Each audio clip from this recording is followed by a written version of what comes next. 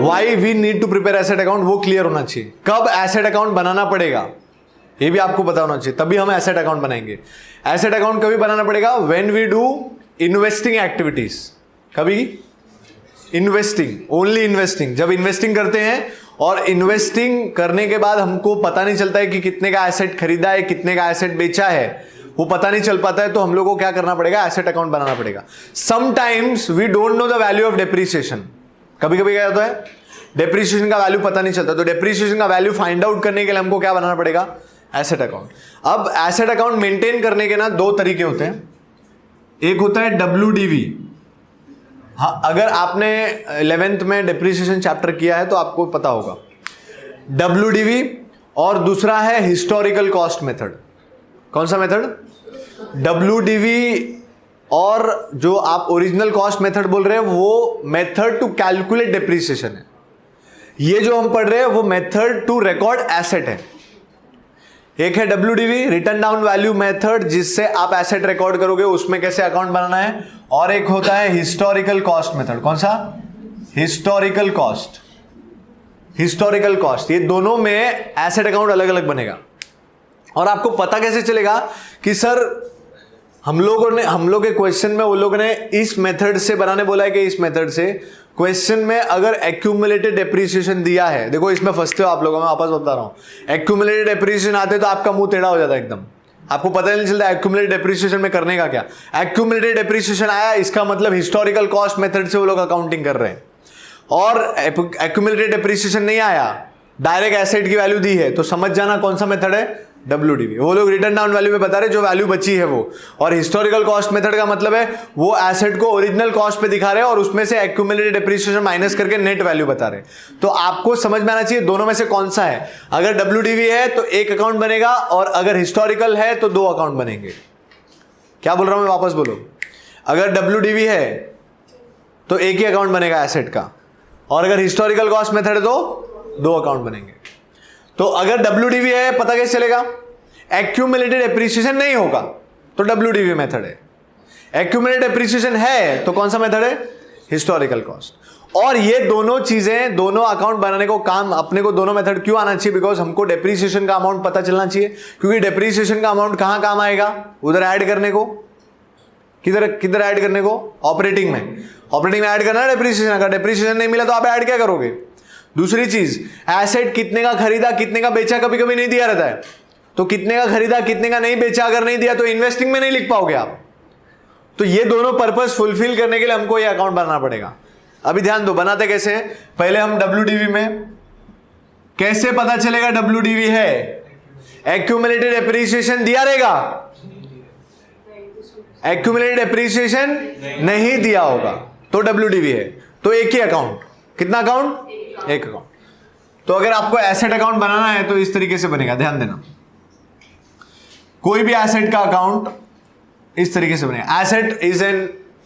Asset always have debit balance, its opening balance will start from debit side. कहां से? So I will write to balance brought down. ये कौन सा balance होगा?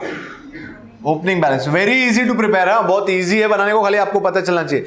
यहां से स्टार्ट होगा तो एंड क्रेडिट साइड में होगा, तो यहां पे आप लिखोगे क्लोजिंग, मतलब बाय बैलेंस कैरिड डाउन। इसको क्या बोलोगे आप? Closing balance. ये दोनों चीजें आपको क्वेश्चन में मिलेगी, क्योंकि कंपैरेटिव में क्या दिया था? क्लोजिंग और ओपनिंग बैलेंस ही दिया रहता है। 2014 का ओपनिंग बैलेंस होगा, 2015 का अभी प्लांट दिया है, प्लांट 4 लाख 5 लाख, तो 4 लाख ओपनिंग है, 5 लाख क्लोजिंग है। हाँ, लेकिन क्वेश्चन में ये भी देखने का कि ईयर्स उल्टे तो नहीं दिए। ईयर्स कभी कभी उल्टे देते वो लोग, ऐसा खेल लेते आप लोग के साथ, आप लोगों के साथ खेलते हो लोग और आप देखते भी नहीं हो। 15 पहले दिया, 14 बाद में दिया है, तो आपको ऐसे नहीं देखना पड़ेगा, फिर ऐसे देखने का, और अपने धुन में रहोगे। एग्जाम में ऐसा करके तो गया काम से। 15 14 तो आपको ऐसे देखना पड़ेगा, पहले इतना था अभी इतना है, मतलब ये ओपनिंग और ये क्लोजिंग। और नॉर्मल क्वेश्चंस में ऐसा दिया था 14 15, तो फिर आप इस तरीके से देखोगे। So this is opening and this is closing, पहली चीज। अब ध्यान देना, अगर एसेट बढ़ेगा तो इधर लिखने का, और एसेट कम होगा तो इधर लिखने का, ठीक है। अब यू शुड नो एसेट बढ़ने के तरीके क्या है सर। एसेट बढ़ने के तरीके हैं, we will purchase the asset. अगर कोई एसेट बढ़ाना है तो आप क्या करोगे? परचेज करोगे। तो परचेज करोगे तो यहां लिखना पड़ेगा आपको, क्योंकि बढ़ा रहे हो आप, तो यहां लिखना पड़ेगा टू कैश बैंक परचेज। पैसा जाएगा ना आपके पास से, और ये जो टू कैश बैंक परचेज लिखा है वो आपका पैसा जा रहा है, इट इज आउटफ्लो। लेकिन कहां आउटफ्लो? इन्वेस्टिंग में outflow. Why investing? Because you are talking about asset, asset is investing activity. तो ये अकाउंट के हर एक चीज का कहीं ना कहीं पोस्टिंग जाएगा पूरे आपके सम में, ये ओपनिंग क्लोजिंग को छोड़ के। नहीं तो सर ने बोला जाएगा तो आप किधर भी भेज देगा, वो नहीं होना चाहिए।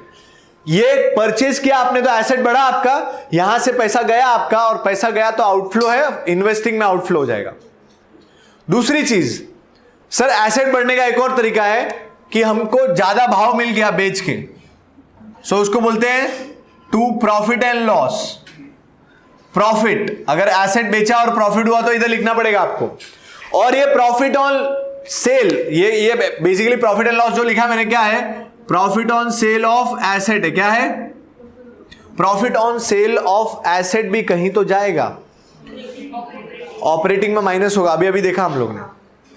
तो इसलिए मतलब अकाउंट इंपॉर्टेंट इसलिए क्योंकि इसकी हर चीज कहीं ना कहीं जाने वाली है, और ये बनाने को रहना चाहिए, याद भी रहना चाहिए इसमें डेबिट में क्या क्या आएगा। ठीक है, सो पहले क्या करोगे आप? ओपनिंग और क्लोजिंग लिख दिया आपने, फिर एसेट बढ़ेगा तो कहां लिखने का? डेबिट साइड में क्या क्या लिखने का? सर खरीदा तो बढ़ेगा टू कैश बैंक, फिर प्रॉफिट हुआ एसेट पे तो, अब अगर खरीदा इधर लिखा तो बेचेंगे तो इधर लिखेंगे, तो बेचेंगे तो पैसा आएगा ना, सो आई विल राइट बेचेंगे तो एसेट भी कम होगा, तो बाय क्या लिखोगे? Cash bank. सेल लिखोगे, ठीक है, अगर सेल करोगे तो पैसा आएगा, इन्वेस्टिंग में इनफ्लो, तो इसका जो दूसरा इफेक्ट वहां जाएगा। अच्छा, अगर प्रॉफिट इधर लिखा तो लॉस यहां लिखना पड़ेगा, प्रॉफिट ऑन सेल तो लॉस ऑन सेल यहां पे, तो loss on sale by PNL, bracket में क्या लिखोगे? Loss on sale of asset, वो भी इधर आएगा। इसका दूसरा इफेक्ट ऑपरेटिंग में ऐड होगा, क्योंकि वो पीएनएल में डेबिट साइड लिखा होगा और ये नॉन ऑपरेटिंग एक्सपेंस है। ठीक है, और उसके बाद और एक और तरीके से एसेट कम होता है, वो है डेप्रीसिएशन, एंड डेप्रीसिएशन भी वहां जाके ऐड होगा। समझा? अब सर सब कुछ तो दे दिया, इसमें मिला क्या हमको? तो कुछ ना कुछ एक चीज मिसिंग रहेगी, कुछ ना कुछ इसमें से एक चीज मिसिंग रहेगी। सपोज यहां पे वो लोग ये सब लिख दिया लेकिन डेप्रीसिएशन नहीं दिया होगा, तो आपका जो सर डिफरेंस आएगा वो बाय डेप्रीसिएशन लिखना पड़ेगा। अगर the amount is smaller, amount छोटा है तो बाय डेप्रीसिएशन। डेप्रीसिएशन दे दिया है, इधर सेल्स दे दिया, लॉस दे दिया, तो यहां अगर बैलेंसिंग फिगर आया तो समझ जाना वो परचेस है। सो कुछ ना कुछ उसमें मिसिंग रहेगा, एक चीज फाइंड करना होगा आपको हमेशा जब भी आप एसेट अकाउंट बनाओगे। तो एसेट अकाउंट बनाना एकदम सिंपल है, कुछ नहीं करना आपको, खाली आपको ध्यान रखना है। ये मेरे को कैसे याद रहता है, मैं उसी तरीके से याद रखता हूं। भाई एसेट है तो ओपनिंग बैलेंस डेबिट में, क्लोजिंग बैलेंस क्रेडिट में, बढ़ेगा तो डेबिट में, बढ़ने के दो ही एक ही तरीका है। एसेट खरीदो, एसेट खरीदोगे तो पैसा जाएगा, और प्रॉफिट होगा तो भी मेरे को फायदा है, एसेट बढ़ेगा। उसके बाद बेचूंगा तो कम होगा, कम होने का कारण क्या? बेचना, या फिर डेप्रीसिएशन से कम होगा, और लॉस होगा तो भी कम होगा। तो ये सब लिखूंगा और इसका दूसरा इफेक्ट वहां जाएगा। तुमको समझा एसेट अकाउंट कैसे बना रहे? वापस एक बार बोलते हैं, ये याद भी रहना चाहिए, और कौन सी चीज दूसरा इफेक्ट कहां जाएगा वो भी याद रहना चाहिए।